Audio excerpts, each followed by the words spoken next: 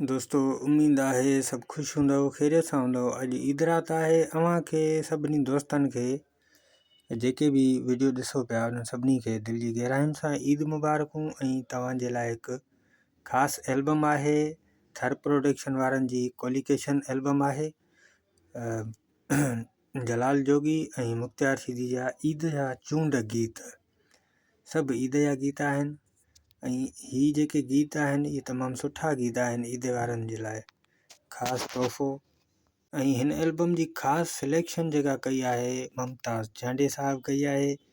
Album जेको आहे 2007 में ईद ते आयल आहे। ऐं तव्हां दोस्तनि खे ॿुधायां त काफ़ी दोस्त ईअं सोचींदा आहिनि त ही जेको जोड़ी में मिसाल फ़नकार आहिनि त उन्हनि हिक ई जाइ ते वेही करे गीत ॻाया हूंदा, पर ईअं न हूंदो आहे। पर ही चूंड गीत ठाहींदा आहिनि, पोइ उन में ॿ फ़नकार या हिकिड़ो फ़नकार या उन्हनि जूं ख़ाली मुंडियूं ॾींदा आहिनि त जीअं एल्बम माना हले। ऐं काफ़ी अहिड़ा एल्बम तयारु कंदा आहिनि जिन्हनि में ख़ाली मुंडियूं हणंदा आहिनि सभिनी फ़नकारनि जूं, जिन्हनि जा बि माना मशहूरु गीत आयल हूंदा आहिनि। या को पंहिंजी शाइरी सां जेको वॾो शाइर हूंदो आहे चवंदो आहे त हाणे मुंहिंजी शाइरी में जिन्हनि फ़नकारनि हिकु एल्बम कयो आहे त उन्हनि सभिनी जो हिकिड़ो चूंड एल्बम ठाहियो वञे जंहिं फ़नकारनि जा माना तस्वीरूं अचनि ऐं मुंहिंजी शाइरी खे पज़ीराई मिले ऐं उहो हले बि घणो।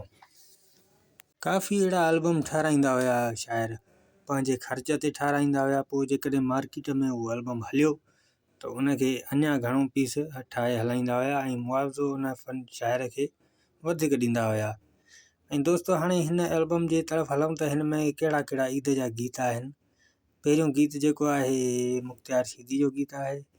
गीत जा बोल आहिनि ईद हूंदी आहे जोड़ीअ सां, तमामु बहितरीनु गीत आहे, मशहूरु गीत आहे, मां ॿुधो हूंदो। ऐं उनखां पोइ आहे जलाल जोगी जो गीत आहे। गीत जा बोल आहिनि हाणे भला ईद कर। उनखां पोइ आहे मुख़्तियार शीदी जो गीत आहे, तमामु सुठो गीत आहे, ही बि मशहूरु गीत आहे ईद जो। गीत जा बोल कुझु हीअं आहिनि, न यार कंदु न यार न ई नवां लटा पाईंदुसि। उनखां पोइ आहे जलाल जोगी जो गीत आहे। गीत जा बोल तमामु सुठा आहिनि, छाजी ईद चरिया त न आयो। उनखां पोइ आहे मुख़्तियार शीदी जो गीत आहे, नकी ईद कंदुमि न नवां लटा पाईंदुमि। उनखां पोइ जलाल जोगी जो गीत आहे जोड़ीअ वारनि सां ईद मल्हायो। उनखां पोइ मुख़्तियार शीदी जो गीत आहे। गीत जा बोल लिखिया अथई हीअ ईद मुंहिंजी ईअं न विञायो। जलाल जोगी जो वरी गीत आहे मौला ईद कराए जोड़ीअ सां। उनखां पोइ आहे मुख़्तियार शीदी जो गीत आहे वरी। हीउ गीत तमामु घणो मशहूरु आहे, मुंहिंजो यार पियो ॿियनि सां ईद मल्हाए। ऐं उनखां पोइ आहे जलाल जोगी जो आख़िरी गीत आहे ईद जो। गीत जा बोल आहिनि ईद जो आहे तोसां जोड़ियूं।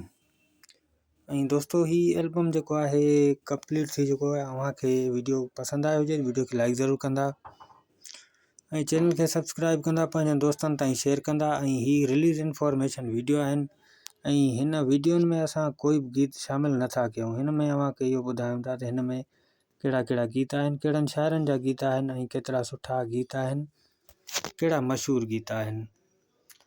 ऐं दोस्तों पंहिंजी क़ीमती राय ज़रूरु ॾींदा कयो, जीअं अव्हांखे ऐं मूंखे ॾाढी ख़ुशी थिए। क़ीमती राय जो मक़सदु आहे त कमेंट्स कंदा कयो या लाइक कंदा कयो। ठीकु आहे दोस्तों, इंशाअल्लाह ईद खां पोइ वरी ॿियो एल्बम रखंदासीं।